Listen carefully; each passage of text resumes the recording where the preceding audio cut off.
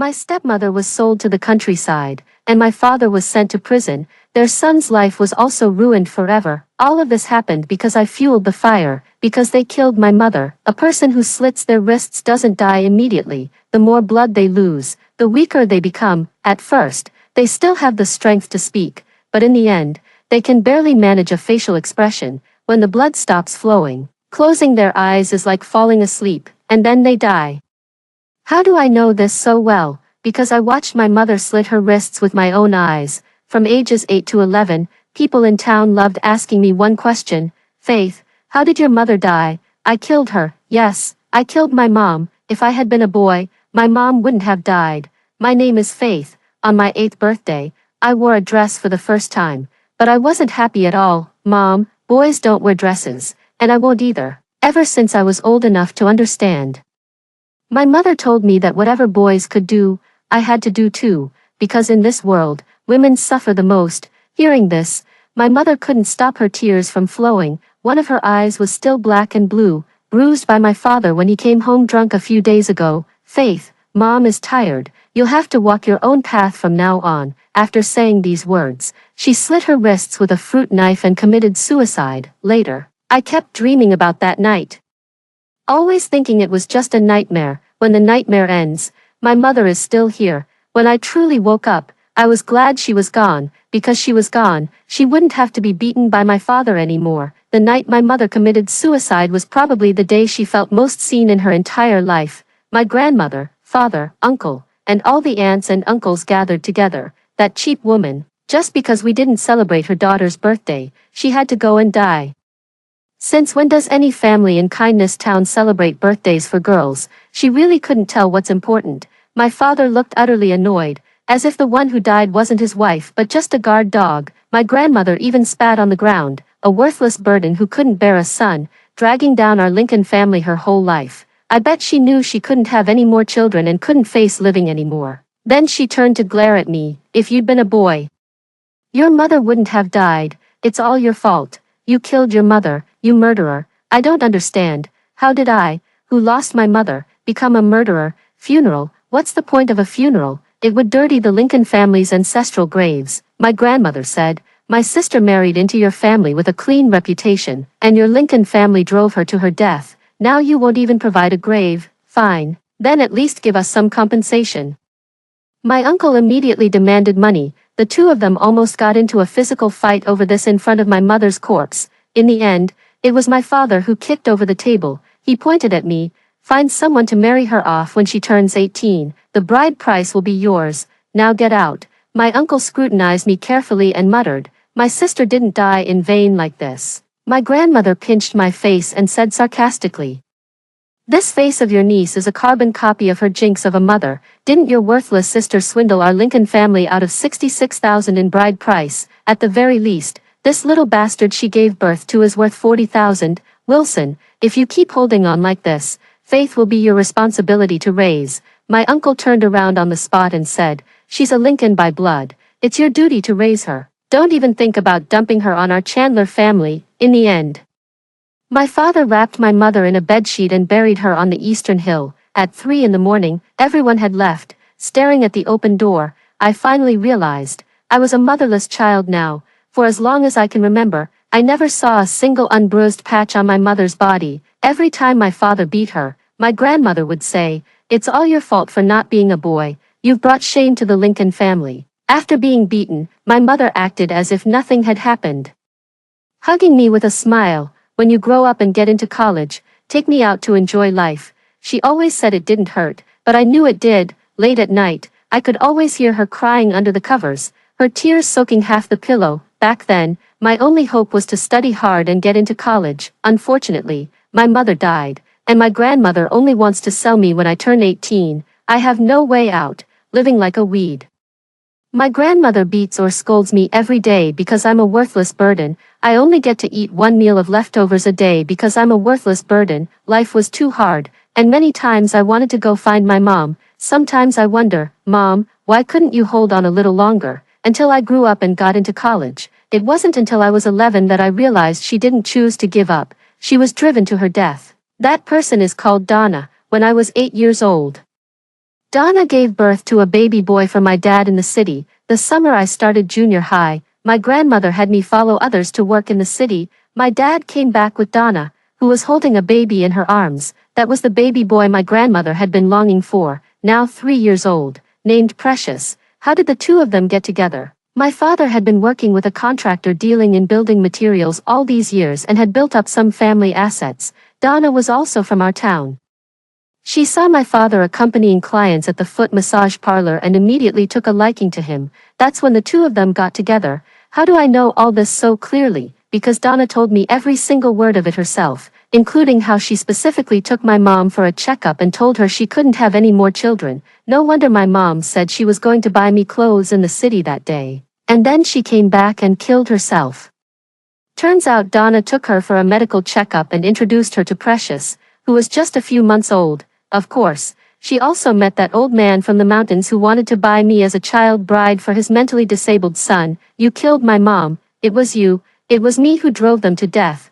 What can you do about it? You can only beg for a living under me. She kicked me to the ground. Faith, don't think you're really here to enjoy life, remember. You're here to serve Precious like a beast of burden. Only if you serve me and Precious well will you get a bite to eat. Looking at her arrogant face, I couldn't help but wish to pounce on her and strangle her to death, but I can't, because my dad and grandma are sitting in the living room, and they could come in at any moment. Donna said I came to serve Precious like an ox or a horse, and indeed, that's how it's been all these years. Precious is 7 years old now, and before going out, I still kneel to put on his shoes for him.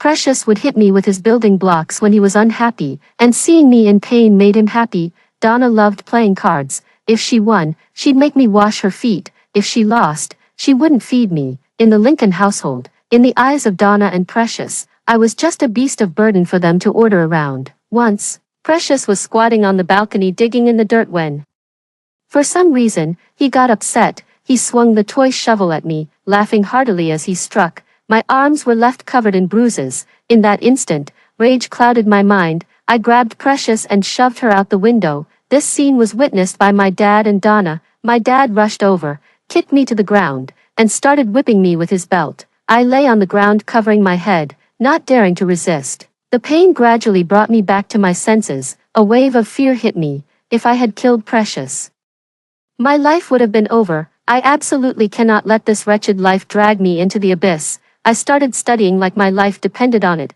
Unfortunately, my grandma and Donna stirred up trouble again. They didn't want me to continue my education, and even planned to go directly to the school to withdraw me. Fortunately, in the end, my father discovered a letter. It was a suicide note my mother left before she took her own life. She threatened my father and my grandmother, saying that if they didn't let me study and still sold me off, she would return as a vengeful ghost to haunt the Lincoln family. My father works in construction and believes in these things the most, so all these years, no matter how much my grandmother despised me, she didn't dare sell me for those few $1,000s. She used her own life to protect me and also safeguarded my only way out, going to college. Because of this, my grandmother beat me even more severely. Sometimes with my father and Donna joining in, Donna opened the window and said, "Faith, if you jump from here, it'll all be over, and you won't have to suffer anymore." I can't die. How could I die? My grandmother still flaunts her gold bracelet, boasting about having a good son, a good daughter-in-law, and a precious golden grandson. That Mistress Donna is throwing her weight around, going from a prostitute in a foot-washing parlor to the daughter-in-law of the Lincoln family, my father. That drunken, cheating, wife-beating man actually became a foreman in the city with a house and kids. If I were to die just like that, this world would truly become their paradise. Even if I'm in hell, I'll struggle to stay alive, live a decent life, to show my mom, even though I'm just a girl, I can still carve out a future. In my 3rd year of junior high, I finally seized an opportunity, and for the first time, I truly felt the power and benefits that learning brought me that day. My dad was in a bad mood, and Donna took the opportunity to falsely accuse me, saying I pushed Precious. My dad believed it without hesitation. "Damn it, all you do every day is cause trouble for me. If you keep making trouble, get the hell back to the countryside. I feed and clothe you, not to have you piss me off." My dad got tired from hitting me, threw down the belt, and sat on the couch cursing. I lay on the ground, in too much pain to move. My father had just kicked me in the waist. leaving me curled up. Fortunately, I've grown accustomed to this kind of pain. Years of enduring beatings have toughened me up. Normally, he would have cursed at me a few more times before heading out to drink and chat with friends, but today was different. He suddenly stared at my school uniform and asked, "You're also at No. 1 high school. What grade are you in? Which class?" "Ninth grade, class 201, I thought sarcastically, after 3 years. This was the first time he'd ever asked which class I was in. My dad sprang to his feet in an instant. "How are your grades? Do you know Devin? He's in your class." Devin, the infamous, connected kid, in our class. Rumor has it his dad built the school's tech building. The moment my dad asked, I immediately realized he must need a favor from someone. I saw Donna's expression change and knew my opportunity had come. I was the top student in our class and was quite close with Devin, Faith. "If you can get Devin into provincial experimental high school, I'll give you whatever you want. I want you to build a grave for my mother. My mother has been lying in that wasteland on the Eastern Hill for a full 8 years. Donna deliberately showed me photos to provoke me. A lonely grave mound, overgrown with weeds, without even a memorial tablet. Having a daughter is just a waste of money. No one even comes to visit her grave. Not like me, I have Precious." I will never forget the triumphant expression on Donna's face when she said those words. Now my chance has come, and Donna is panicking. "Provincial experimental is the best school. Faith, don't even dream about it." Donna gritted her teeth and cursed at me. "A worthless girl is just worthless. Your mother is dead, and you can't even give her a proper grave. It's better to have a son. At least Precious will take care of me in the future." Donna. There are plenty of women out there willing to bear sons for my dad. When sons become too many, they lose their value. I smiled. "Didn't you say that in the Lincoln family, a woman who can't bear children is worse than a pig? Can you still bear any? Even the most arrogant mistress will grow old one day." My mother has been lying in the wasteland of East Mount for 8 years, and Donna has grown old too. As my father's business expanded, so did the number of women in his life. And Donna panicked. Donna had no other skills, but one, she could endure. She could calmly throw away a lace panty she found in my dad's pocket while doing laundry. My dad was satisfied with Donna precisely for this reason, thinking she knew what was important. Actually, Devin and I only exchanged 3 sentences in total. We weren't close at all. I originally planned to get closer to Devin when I got to school on Monday. But I never expected that my dad would call Devin's father that very night to arrange dinner for the next day. I was terrified that Devin would expose me, nervously pinching my fingers. Donna noticed immediately. "Faith, are you lying? I've never heard of you being close with Devin. I'm too embarrassed to tell my classmates I have a prostitute stepmother." I shot back. Donna wanted to hit me, but she didn't dare because my dad was glaring at her. "Mr. James, yes, it's me, Bob. I just found out today that my girl is in the same class as Devin. What a coincidence. That girl is the top student in the class and gets along well with Devin." "Exactly, that's what I thought too. Should I let my daughter say a few words to Devin then?" My dad immediately shoved the phone at me, staring at me eagerly. Donna was also staring at me intently.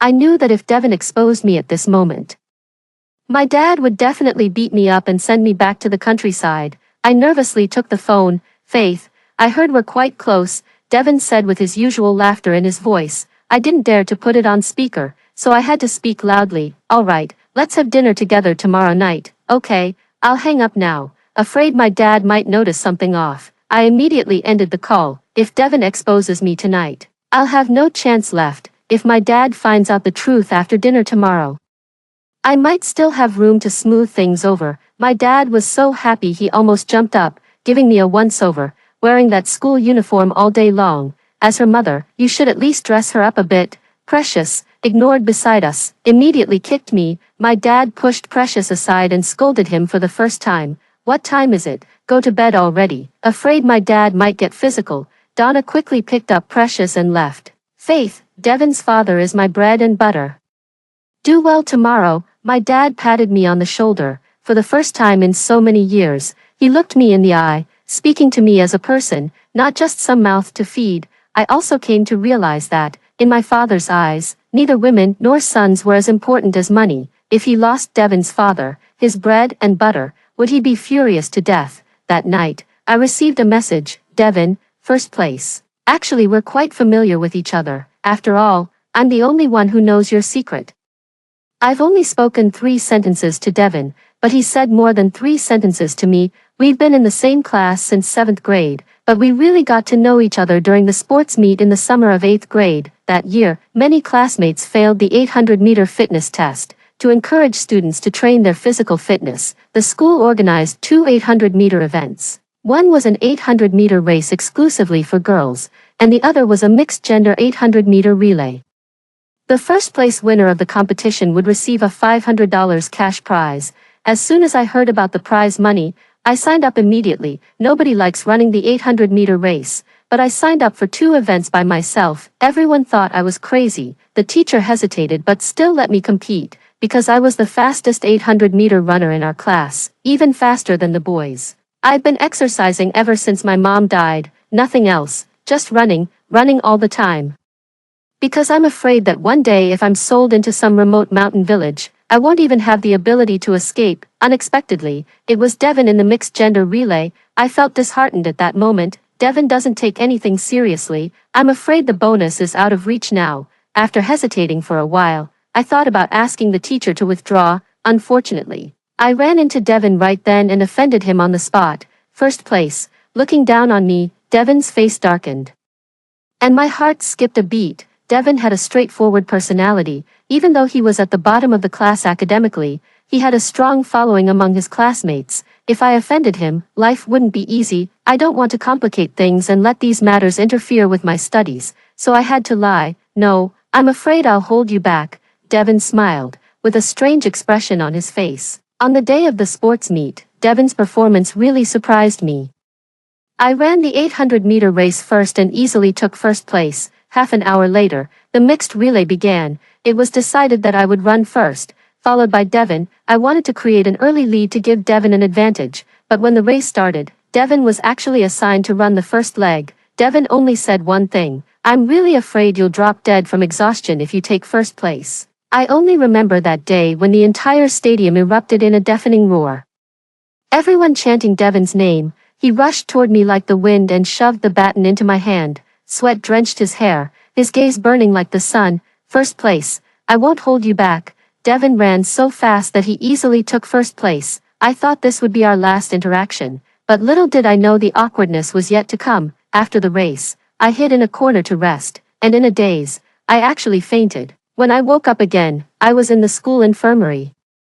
The school doctor said I was malnourished and needed glucose infusion. I didn't have a single cent on me and didn't dare to stay. As I hurried out, I bumped right into Devin. He grabbed me with a sudden force and pushed me into a corner to sit down. I didn't want to struggle with him in public and draw attention. I watched him warily, unsure of what he intended to do, because Devin's face was extremely unpleasant, as if he had swallowed a dung beetle. He wordlessly pulled out a bottle of water and a chocolate bar, shoving them into my hands. Of course, I didn't dare take them, nor did I want to argue with him further, so I turned to leave. "If you dare walk away, I'll tell everyone about your domestic abuse." Devin's voice carried anger, his usually flamboyant brows now tinged with a hint of ferocity. For a moment, I was stunned, instinctively clenching my fists and taking a few steps back. Devin continued. "I thought you had fainted from the heat, so I took off your school jacket. I always dressed heavily throughout the year, precisely to conceal the marks on my body. If the domestic violence against me becomes public, my father will only punish me more severely. If it affects his career, he might even go to the countryside and sell me to someone." Seeing that I stopped running, Devin pressed me down to sit and made me eat those things. This time, I didn't refuse. "Thank you."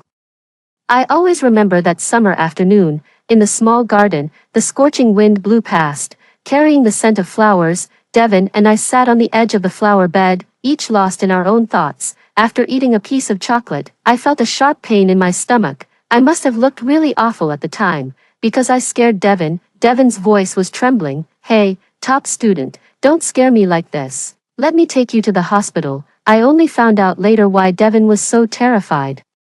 It was because his mother had her first episode looking exactly like I did. I felt an unfamiliar dampness in my pants and only then realized what had happened. For a moment, I was even more at a loss for words. Devin noticed me clutching my lower abdomen and gradually understood. His face flushed red instantly. You wait." Devin bought me a hot drink and a pack of sanitary pads. I kept my head down as I went to the restroom to change, his school jacket still tied around my waist. Devin walked me all the way to the school gate. I didn't talk to him because I didn't know what to say. For 2 years in middle school, I didn't have any friends. Donna didn't give me a single penny of pocket money, and when she was in a bad mood, she wouldn't even let me eat. My father has become increasingly moody these past few years, and when he gets drunk, he always ends up hitting me. Dealing with them has already exhausted me, and I still have to devote myself 100% to studying. I have neither the energy nor the means to make friends. Facing Devin's approach, I only feel tired and uneasy. Thank you, but please stop following me. I won't tell anyone about your matter. Thank you. I walked forward, the summer sun making me a bit dizzy. After walking for a while, I couldn't help but turn my head to look back. Devin was still standing there, just looking at me. First place, my name is Devin. He waved at me vigorously, flashing a bright smile. Looking at his smile, I somehow felt like crying. I think Devin is a bit silly. How could I not know his name after being classmates for 2 years? This was the first time someone got close to me and treated me kindly since my mom's suicide. But because of that kindness, I almost got beaten to death by Donna, that time. I held on to the hot milk tea Devin bought me and couldn't bring myself to drink it. It takes more than half an hour to walk home, and I don't have money for the bus. During that half hour, I seemed to think a lot, yet my mind felt empty. When I got home, both Donna and Precious were there. The air was filled with the aroma of fried chicken, and my stomach twisted with hunger. I silently entered, just about to return to my room when I was called out. Mom, look quickly, she's holding milk tea. That bitch Faith must have stolen your money, Precious shouted excitedly, her voice coarse and unpleasant. Before I could react, Donna had already rushed over. She grabbed my hair and slapped me twice across the face. My ears were ringing, and the world seemed to spin around me. Over the past few years, every time I was beaten, I wished for death. Death would have been an end to it all, yet I survived. Every time I think about it, I feel like my mom is talking to me. She cried while saying, Faith, you must live well, you little bitch. You've even learned to steal money. Donna snatched my backpack and dumped everything inside with a clatter. I leaned against the wall, gasping for breath, gritting my teeth to keep myself from collapsing. I didn't steal the money. The milk tea was bought for me by a classmate. I looked at Precious, his mouth glistening with grease, as he gave me a smug look. Donna probably never dreamed that her well-behaved son had long since learned to steal and lie. Precious has a phone and spends all day playing games and watching live streams. Only 7 or 8 years old, yet understands everything there is to know. Donna's voice suddenly rose when she saw the sanitary pad that fell out of the school bag. Classmate, a male classmate or a male lover? What kind of classmate would buy you sanitary pads? She scrutinized me carefully. Having your period now? You're a woman, Faith, I'm telling you, if you let someone sleep with you for free, your dad will beat you to death. I know, after all, you've been slept with for so many years, and it's always been paid. I chuckled and bent down to pick up my things. Donna, her fig leaf torn away by me, flew into a rage out of humiliation and grabbed a shoehorn nearby to give me a fierce beating. I really couldn't bear the pain anymore, but I didn't dare to fight back. Donna is pregnant, 3 months along. And they say it's a boy. If I dared to resist her and caused harm to the pregnancy, I'd be completely finished. She didn't stop hitting me until 10 minutes had passed. Go wash some fruit for me. Donna held her waist as she went to sit on the sofa. I numbly walked to the kitchen. Precious shouted after me, don't you dare sneak a bite. I splashed cold water on my face in the kitchen before finally snapping out of the pain. After washing the fruit, I went out and stood by the corner of the wall. Overhearing Donna on the phone, yeah, she's got her period. Probably hasn't slept with a man. She doesn't have the guts for it. She's not that young anymore, 14 or 15. In a couple more years, she'll be ready to marry off. Sis, in a couple of years, let's marry her off to our Frank. We'll save on the bride price. This damn girl looks like her mother. Still has some charm. Didn't Frank see her once last year? He's called me several times asking about her. What? Give her to the Chandler family. That's ancient history from years ago. I wasted food and grain raising her. Why should the Chandlers get her for free? Her unwillingness means nothing. Does she really think she can pass the college exams and fly out of my grasp? Dream on. It's settled then. Have Frank come by at the end of the year. Once the door's closed and the rice is cooked, she won't be able to run away. Donna's voice reached my ears clearly. each word chilling me to the bone. Frank is Donna's nephew, 19 years old this year, working at an auto repair shop. Last year, Frank came to pay New Year's respects and stayed overnight, but in the middle of the night, he actually knocked on my door. Fortunately, I always lock my door when I sleep, otherwise, recalling the past, I couldn't help but shiver. Donna hung up the phone and touched her belly, saying, "My little son, you must make your mom proud. Once you're born, those little vixens your dad has outside will have no hope left." Her 3-month pregnant belly had already begun to swell slightly, as if carrying Donna's boundless expectations. I turned to look at Precious. He also glanced at Donna's belly. Since Donna became pregnant, she has been paying less and less attention to Precious. "Mommy, hug." Precious threw herself into Donna's arms. Donna was startled and quickly pushed him away. "Precious, Mommy is carrying your little brother and can't hold you. You need to stay away from Mommy from now on, or you might hurt your brother." Precious seemed to understand but didn't quite grasp it, and fell silent. I silently watched this scene, the scars on my back burning with pain. I remembered the last time Donna took me and Precious to the mall. When Precious got caught peeking in the women's restroom, Donna argued righteously, "He's just a child. Why make a big deal out of it?" Yes, Precious is still a child. If he does something wrong, Donna shouldn't take it to heart either. After all, he's still just a child. I began implementing the first step of my plan. Donna once said that barren women are treated worse than pigs in the Lincoln family, and now, she too had become the woman who couldn't bear children. She wailed in the hospital room, her face sallow and her eyes bloodshot. She muttered hysterically, "It must be Faith. That little bitch Faith must have done this to me." Out of the corner of my eye, I saw my father walk in, holding a cup of hot water as he approached. "The child wasn't meant to be with you. Don't blame anyone. Who would have thought you could drop the baby just by going to the bathroom in the middle of the night?" Donna swung her hand with a look that could devour someone. I lost my grip, and the cup went flying backward. A cup of hot water landed squarely on my dad, scalding him and making him yelp in pain. He had finally come home for once, only to encounter this kind of incident while trying to sleep. "What the hell are you screaming for?" My dad's temper flared up, and in 2 quick strides, he slapped Donna across the face. Still not embarrassed enough, the whole hospital heard your donkey braying. Donna was stunned by the blow and lunged forward.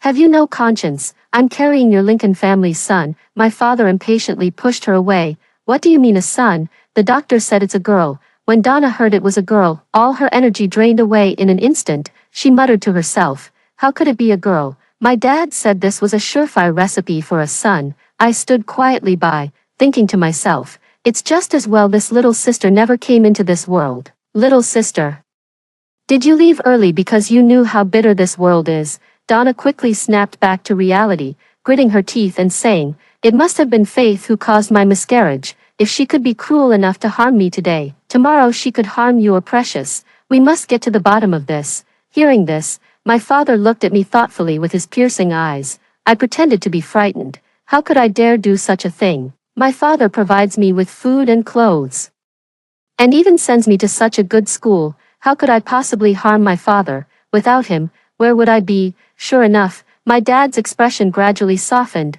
I could even guess what he was thinking. Yeah, Bob, gave me life, never left me wanting for food or clothes.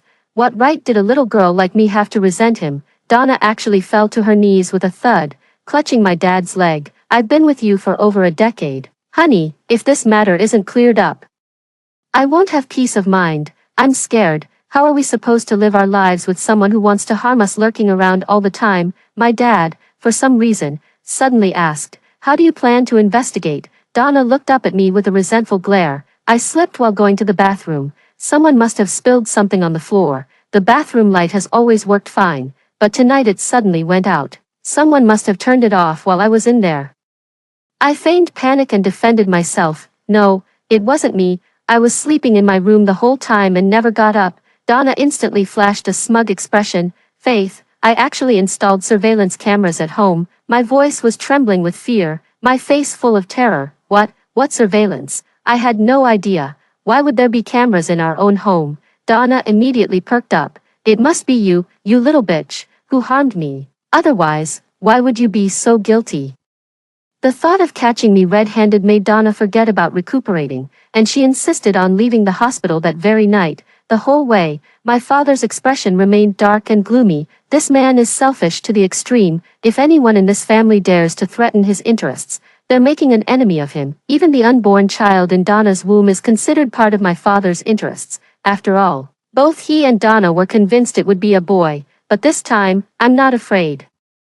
Finally, I arrived home. Donna's sallow face was filled with an unusual glow. She was determined to completely bring me down this time. As long as my father kicked me out, she could deal with me however she pleased. Over the years, I've grown to look more and more like my mother, which has planted a thorn in Donna's heart. Donna dragged me inside, as if afraid I might run away. Precious was still waiting at home, awake. Precious, go get mommy's phone. She instructed Precious to take out the phone.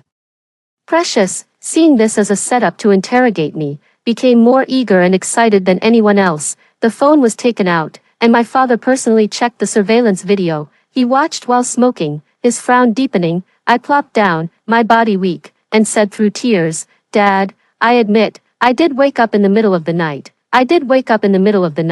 But Precious woke up before me." The surveillance footage clearly shows Precious going to the bathroom first. Not long after he came out, Donna went to the bathroom. As soon as Donna entered the bathroom, Precious rushed over and turned off the light, and I just happened to need to use the toilet too. No one knew I had a bag of shampoo in my pocket. I was afraid Precious was too dumb to get the job done. My dad watched the surveillance footage over and over again. He finished a cigarette and then slammed his phone onto the ground with a bang. The loud noise made Precious shudder, and he cowered in the corner of the sofa, too scared to move. Donna was completely baffled. "Precious, did you put something on the bathroom floor?" She probably never dreamed in her wildest nightmares that her precious son Precious would harm her. My father pulled out his belt. "Precious, I'm asking you, what the hell have you done?" Precious quickly looked at me and instinctively pointed in my direction. "I didn't. It was Faith who did it." I shot back. "What did I do?" Precious stammered, unable to speak clearly, both anxious and scared. Yes, of course he couldn't explain it clearly, because I didn't do anything. I just complained after Precious finished showering. "Precious, next time after you shower, clean up the floor properly. The shower gel is too slippery." This time it was me who fell, but if it had been your mom, she could have lost the baby in her belly. Under my dad's relentless questioning, Precious indeed couldn't hold back. He went all out in desperation. "Yeah. So what if I did it? Who told mom to keep nagging about giving me a brother? Didn't you say everything in the Lincoln family is mine? What do I need a brother for? Am I not enough?" My dad, furious to the point of laughter, said, "You're really my good son. I'm not dead yet. Who gave you the right to speak?" He grabbed Precious and lashed out at him fiercely. Precious rolled on the ground, howling like a scalded pig. "Mom, I was wrong. Save me. I won't dare do it again." Donna snapped out of it and rushed over to shield Precious. "Honey, Precious definitely didn't mean it. He's still young and doesn't know any better. I'm out there earning money, and this is how you're raising our son. Donna, if you can't teach the kid properly, we'll find someone else who can." My dad, completely lost in rage, kept swinging his belt wildly without restraint. I stood aside, watching the scene calmly. This was the first time I had laid a hand on Donna. In the past, it was always me who got beaten. Precious had Donna to protect her, while I could only hold myself tight. Donna had just had a miscarriage, and after such a brutal beating, her body was bleeding. Precious, that coward, only dared to hide behind his mother. I watched my father's furious expression, twisted and terrifying. Is this a war between me and Donna? Yes, and no. Since then, Donna has hated me to the core. The conflict between us escalated, her health deteriorated, and my father rarely came home. She clung to a Precious, which was all the wealth she had left. Now that my father values me because of Devin, how could Donna not panic? "You little bitch, don't get too cocky. If Devin finds out you caused my miscarriage, he'll definitely be disgusted. At such a young age, you're already so vicious. Who would want to get close to you?" Approaching the dinner gathering, Donna threatened me, yet she didn't know. I never begged for others to lend a hand. This world is too dark. Others' light has never illuminated me. I can only guard this lamp in my heart. Moving forward with cautious steps. On the night we went out to eat, Donna bought me a white dress with a sun-protective jacket to wear over it. My arms were covered in scars, so they didn't dare let me show them. My dad drove us to the best local restaurant in his car. It was my first time riding with him. Along the way, He kept reminding me to behave properly later and not to embarrass him in front of others. Devin and his father arrived late, and my dad was the first to greet them. This was the first time Devin and I met outside of school. The person who used to scold and hit me at the drop of a hat was just like anyone else in front of someone stronger than him. If one day I reach a certain height, will I be able to look down on him too? I watched my father bowing and scraping, and unexpectedly, a surge of courage to defy him rose within me. Faith, quickly offer a toast to Mr. James and Devin, my father urged, pulling at me. I felt somewhat embarrassed. After all, I wasn't some young girl in the drinking scene. Just as I picked up the glass, Devin yanked me outside. The willful and unrestrained Devin has the privilege to do as he pleases. Thank you. Thank you for not exposing me. After all, we're practically strangers. Perhaps it was just a small favor to him, but for me, it was a turning point in my fate. Devin poked my shoulder. Is that all you can say? I thought for a moment and looked at him. I'll definitely help you get into provincial experimental high school. Devin froze for a second, then burst into laughter. I thought he wasn't quite right in the head and couldn't resist kicking him. Devin said very solemnly, Faith, I believe you can do it. I thought to myself, it's not that I can do it, but rather, I must do it. During the third year of junior high, I studied with Devin every day after school. Devin's grades improved rapidly, and our relationship grew stronger. The moment the provincial experimental school's admission letter arrived, Devin put his arm around my shoulder and said, Faith, you did it. I smiled without saying a word, because I know, it's not all my credit. Devin is naturally very smart. He's slacking off in his studies just to spite his dad. Devin said, Faith, your dad drove your mom to her death, and my mom worked herself to death for my dad. We're both pitiful people. Devin's mother stood by his father through their humble beginnings, and she was responsible for building half of their empire. Years of overwork took their toll, and she developed cancer that proved incurable. She was both resilient and brilliant, arranging everything for Devin before her death. Even after his mother's passing, his father dared not remarry or have more children, or he would lose everything. My mom isn't as strong as hers, but she did her best. Her only valuable life was all given to me. Everything was going well for me until my senior year of high school, with Devin as my get-out-of-jail-free card. My dad didn't dare hit me anymore. Even Donna didn't dare bully me in secret anymore. She knew better than anyone that my father was a man who only cared about money. Devin and I were admitted early to University A. I fulfilled my mother's wish by getting into college. My father's career was thriving. My grandmother was the talk of the town. Precious was raised by Donna to be foolish and domineering. Donna adorned herself in gold and silver, living a life of luxury. My mother finally got a decent burial plot. If I keep moving forward, the past will be completely abandoned. But am I willing to accept that? I've asked myself countless times. I'm not willing. If it weren't for my mother sacrificing her life, if it weren't for Devin's appearance, then where would I be at this moment? In some unknown mountain valley, having a child for a foolish man. The debts to be repaid cannot be escaped. One evening after school, I knocked on Emma's door. Her young face showed panic. She knew who I was. I returned home again. Oh, the top student is back. Who do you think you are? Just a bookworm who only knows how to study. Donna kept repeating these two sentences over and over. She didn't have the ability to use violence against me. Her mind seemed utterly barren. Precious glared at me fiercely. Everything in the Lincoln family is mine. Don't even think about competing with me. This is Precious's catchphrase. Donna has been drilling this into him since he could talk. At midnight, I heard the sound of the door opening. Then came my father's cursing voice. His temper has been getting worse these past few years.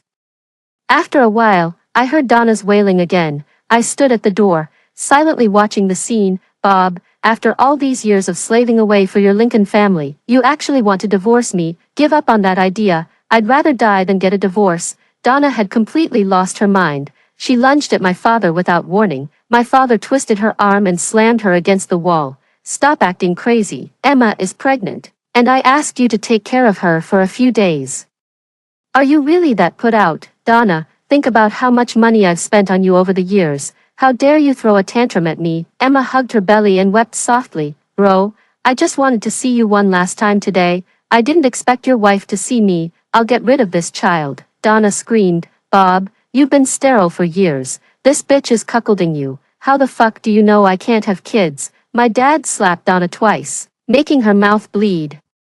That coward Precious hid to the side. not even daring to breathe loudly, watching his mother get beaten. This is the fine son Donna gave birth to. What a great blessing indeed. Dazed from the beating, Donna actually blurted out, "I gave you the drug. How could I not know?" Emma was as if struck dumb. "Brother, believe me, this child is really yours." My father went completely berserk, the alcohol taking effect, and nearly beat Donna half to death. I quietly watched this farce unfold.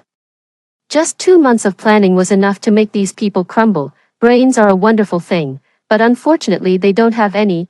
I know why Donna is like this. Since her last miscarriage, her health has never fully recovered, and she can no longer conceive. After that, my father rarely came home. My grandmother repeatedly went to the city to scold her. My father has never been without other women all these years, often gone for 10 days to half a month without returning home. Precious started elementary school but couldn't even handle addition with numbers over 2 digits. Pigs are 3 times smarter than him. Donna, to be honest, I'm really afraid I might end up with another sibling one day.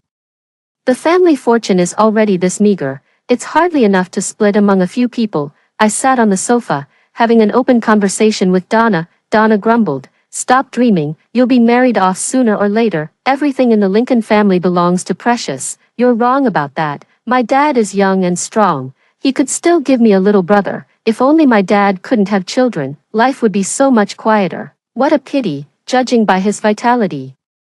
He might still be able to have children at 60. I held the remote control, watching the palace intrigue drama on TV. Even the least favored concubine could become arrogant once she got pregnant. Donna's expression suddenly turned fierce as she watched the show. She nearly gritted her teeth to pieces, as if making some unshakable resolution. I tossed aside the remote and left, hearing the voices from the TV drama. "Little sister, this is a case of a poor mother, a noble child.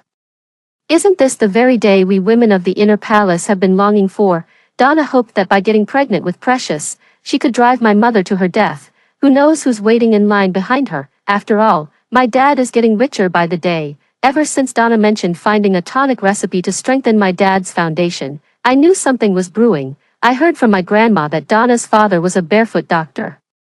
Precious got pregnant thanks to the prescription Donna's father gave her. If there's a prescription that can make someone pregnant, is there also one that can make someone infertile? This woman Emma has been with my dad for a year, a girl in her early 20s following around my dad, a man in his 40s with a big, fat head, for love. I don't believe it anyway, so I went to her. I made it crystal clear to Emma. In the Lincoln family, only women who bear children are valued, otherwise, even if she wastes her life with my dad, she won't get a dime. Of course, Emma didn't know my father couldn't have children. My father had no idea that the tonics he drank were laced with poison. Over time, they robbed him of his fertility. Women who depend on men for survival don't usually end up well. Donna was driven out without even taking her luggage. She looked utterly desolate, swaying unsteadily in the rain. So what? For me, this isn't enough. Far from enough. Blood must be paid with blood. It was destined long ago. The night Donna left, Precious was taken for a paternity test. "He's my father's child." My father breathed a sigh of relief, then turned to prepare for his marriage to Emma. Unfortunately, within a few days, he discovered that Emma wasn't pregnant at all, and she ran off with the money my dad gave her, along with her lover. Of course, I had a hand in it, otherwise, she wouldn't have been able to take the money and escape so smoothly. When my dad found out Emma had run away, his blood pressure spiked, and he almost collapsed on the spot. For this reason, my grandmother rushed into the city overnight to take care of Precious. Precious truly lives up to being the treasure of the Lincoln family, inheriting Donna's foolishness and my father's violent temper. On the first day my grandma came to take care of him, because the porridge was too hot, Precious actually dumped it right on her face. It burned so badly that for the first time, my grandma raised a hand against her golden grandson, but she was old and frail, no match for Precious. Precious pushed her, and she fell straight to the ground. Late at night, my grandma was sitting on the floor wailing. Precious hugged her phone and hid in the room. "Faith, quick, come help grandma up." For the first time, my grandmother could see me in her eyes. She waved her hands, reminding me of many years ago, when she used to slap me across the face, one blow after another. All because I stole an egg to eat. My dad came back in the evening and happened to see me giving my grandma a massage. My grandma never misses a chance to complain and scolded Precious for being inconsiderate. My dad looked at me and said, "Faith is so sensible." Faith, Precious is your only younger brother, you must teach him well. My dad showed signs of exhaustion. Since learning that he couldn't have children, he suddenly aged by a third. My grandmother immediately said, "Yes, yes, Faith. You should help your brother more." I smiled and said, "Grandma, managing Precious is actually quite easy. Just limit his pocket money. If Precious wants his allowance, he'll naturally behave." My grandmother clearly took this advice to heart. Other people's children don't have pocket money, yet they know how to act cute and obey. But Precious has always gotten whatever he wanted since childhood. How could he possibly behave obediently? Precious has quite a few friends at school. All because he spends money. When the money runs out, so do the friends. How could Precious, accustomed to being surrounded by attendants, possibly endure such a life? With my subtle hints, he began stealing money from home. Once he started stealing money, it became a habit. When he couldn't get cash anymore, he turned to stealing jewelry. By the time my grandmother noticed, all the $100,000 in cash kept at home had been stolen by Precious. Ever since my father found out he couldn't have children, he's been running around everywhere seeking medical help and remedies. As soon as he found out Precious had stolen money, he rushed home and gave Precious a solid beating. Precious howled in pain. "So what if I spend a little money? When you die, all this money will be mine anyway. You'll have to wait till I'm dead first." My father, furious, slapped Precious hard twice across the face. My grandmother was heartbroken. "Oh dear. Stop hitting her. Precious knows she was wrong, Dad. Precious knows she was wrong." I took the opportunity to pull Precious away. Precious was crying with snot all over her face, and it made me sick just looking at her. "It must have been you who told Dad." Precious actually tried to hit me. With neither my grandma nor my dad around, I grabbed the fatso by the hair and pinned him against the wall. "Precious, life hasn't been easy for you since your mom left, has it? If I were you, I'd go find Donna. She's Dad's legal wife. Even if they divorce, half the family assets are hers. Besides, with you, my own son, standing right here, your father can't possibly abandon you and your mother." Precious's small eyes flickered with a not-so-shrewd light, as if understanding yet not quite. The best way to get revenge is to watch them fight like dogs. "Donna hasn't made a move all these days since being kicked out. I don't need to guess to know she must be plotting something. Her brother and sister-in-law are both vampires who've been living off Donna all these years. How could they possibly let her go easily?" Donna was a woman of action too. The very next day, she brought her brother and sister-in-law to our doorstep. As soon as she stepped inside, Donna knelt before my grandmother. "Mom, I've made a terrible mistake, and I regret it. But we have been married for so many years. We can't just split up like this. And Precious, he can't grow up without a mother." Donna was in tears, her face haggard with distress. Precious also knelt down. "Grandma, I'll take good care of you and Dad. I beg you, don't drive Mom away." Mother and child clung to each other, while Donna's brother and sister-in-law also joined in pleading. My father smoked in silence, and my grandmother seemed deeply conflicted. They were hesitating. My dad couldn't have any more children, so Precious was the only heir left in the family. If Precious weren't the only heir of the Lincoln family, would they still hesitate? My dad remained silent for a long time because he was waiting for a delivery. "Grandma, nowadays people can fake anything. This child isn't even this man's child.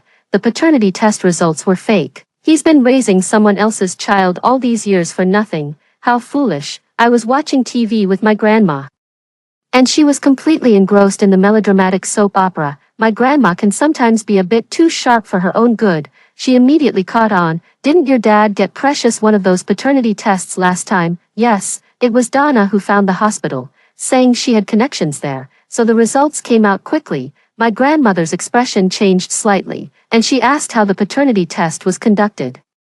She found some of Precious's hair and a toothbrush for me to send in for another test. This time, my father personally arranged it at a top-tier provincial hospital to ensure Donna couldn't manipulate the results. "The hospital will send the express delivery as soon as the results come out," and he waited for this express delivery. My father opened the package, took just one glance, and took a deep drag of his last cigarette. He immediately called his underlings to come over.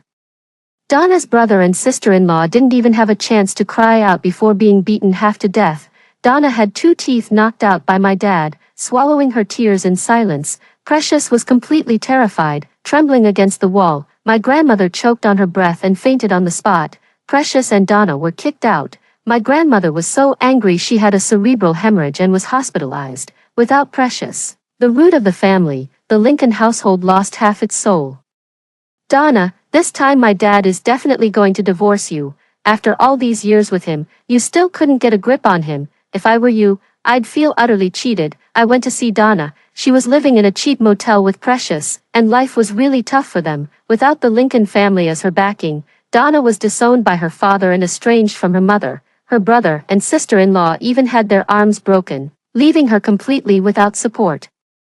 What I didn't expect was that Donna would eventually call me, begging for help to get by. She said she wanted to collaborate with me. Faith, stop pretending. I know you've always hated your dad. The wounds on Donna's face hadn't healed yet, and speaking made her gasp in pain. What's the use of hating? I still have to rely on him for money to go to school. Once I get into college, my life will finally have some hope. But as for you, your life is pretty much over. I smiled faintly.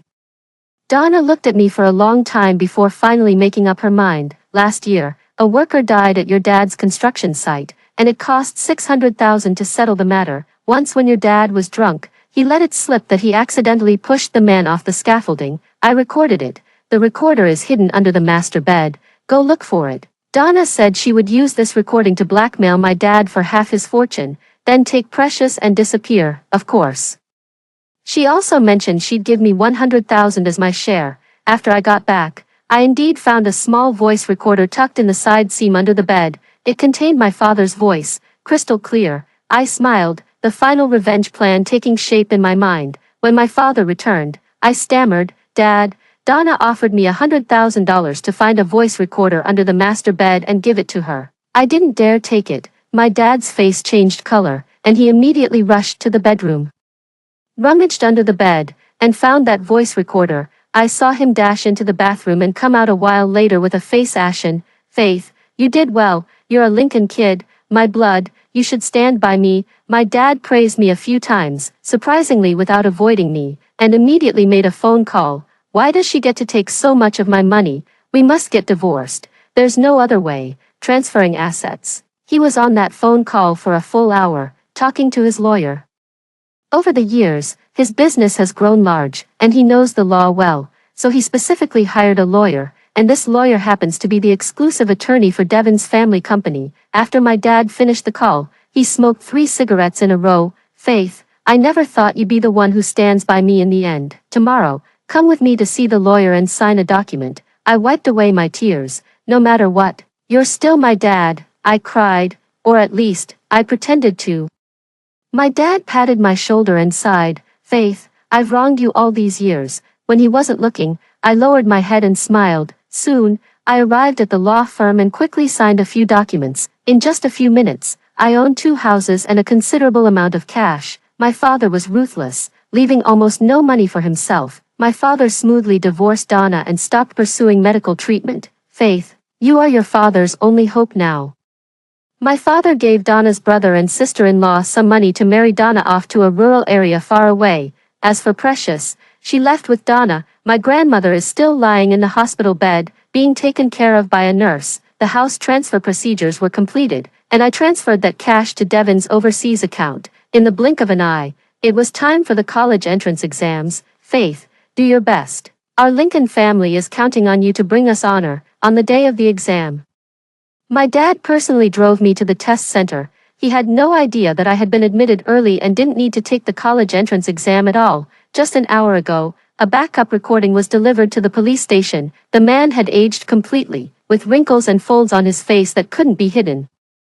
It was as if I saw my mother again, holding me and saying, "Faith, live well, get into college, and Mom will have a good life." I strode into the examination hall. Devin had been waiting for me for a long time. He asked me, "Did you finish your business?" "It's done, let's go then. The plane tickets are already booked." I looked up at the sky and smiled, my first genuine smile since I was 8 years old. "Mom, I got into college. And I'll live well too, don't worry about me. I'll come back to see you after I graduate." After hearing the story above, what are your thoughts? Feel free to share your opinions in the comments section. Looking forward to hearing from you. If you liked this story, don't forget to like it, share it, and subscribe to my channel. See you next time.